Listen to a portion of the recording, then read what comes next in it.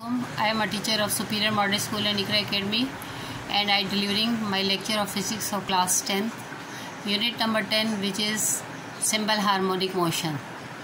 Now write down the open your book and write down the conceptual question number 4.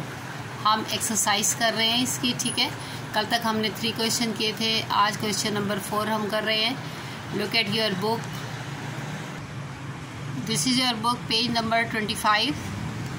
Here are the conceptual questions. Write down conceptual question number 4. If we shorten the string of the pendulum to half its original length, what is the effects on its time period and frequency? यानी कि अगर हम किसी भी pendulum का string जो है उसकी हम लेंथ जो है वो हाफ कर दें ओरिजिनल लेंथ के निस्बत, तो इसका क्या असर पड़ेगा उसकी टाइम पीरियड पे और उसकी फ्रीक्वेंसी पे, ठीक है। राइट डाउन करें दिस कॉन्सेप्चुअल क्वेश्चन और you need copies from page number 25. Now write down the answer of this conceptual question number 4. Reference, underline it and then giving the heading of definition. Now next heading is simple pendulum.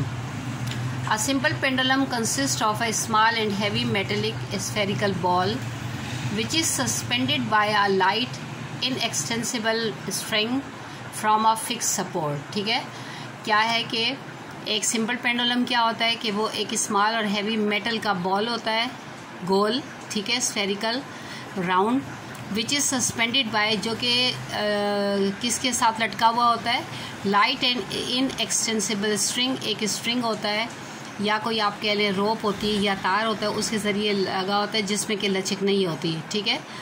From a fix support, और एक fix support के ज़रिए वो लटका हुआ होता है। तो ये सिंपल पेंडुलम की डेफिनेशन है। Now give this scientific reason. सबसे पहले इफ़ेक्ट ऑन टाइम पीरियड. अब हाफ करने से लेंथ जो है, ये जो लेंथ अगर से 4 है और हम इसको 2 कर देते हैं तो इसका इफ़ेक्ट क्या पड़ेगा सिंपल पेंडुलम पे, ठीक है। Time period of the simple pendulum it is given by, ये हमने पीछे पढ़ा था, T = 2 pi L/G whole under root, ठीक है। This is your equation number 1. Now if length becomes half then we put L = L/2 in equation number 1, ठीक है। अब हमने क्या करना है कि इसका हाफ, अगर कि वो 2 थी तो हमने क्या कर दिया, L/2 कर दिया। अब ये वैल्यू हमने इधर L के इस जगह पुट कर देनी है, तो हमारे पास क्या आ जाएगा, T'. ये तो टाइम पीरियड था, अब T' हम इस वाली लेंथ के साथ फाइंड आउट करेंगे तो क्या आ जाएगा, 2 पाई L/2 और ये G whole under root. This is your equation number 3, ठीक है। Now putting this equation number 1, ये जो T की वैल्यू है ये इसमें हमने इक्वेशन नंबर 2 में पुट करनी है. कैसे करनी है कि हम इस इक्वेशन को लिख सकते हैं T' = 1/2 पाई.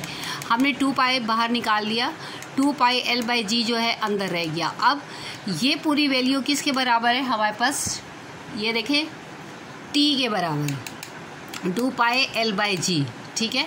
तो हम यहाँ पर लिख सकते हैं 1/2 under root multiply by T और T' = T by under root T. This is your equation number 3. This equation shows that the time period will decreases by a factor of 1/√2 when the length of the string become half. ये इक्वेशन हमें बताती है कि जो time period है किसी भी पेंडुलम की लेंथ को हाफ करने से क्या होता है कि वो डिक्रीज हो जाता है बाय द फैक्टर ऑफ 1/√2, ठीक है, अगर कि हम लेंथ ऑफ स्ट्रिंग जो है वो हाफ करेंगे. अब इसका हम सेकेंड पार्ट करते हैं.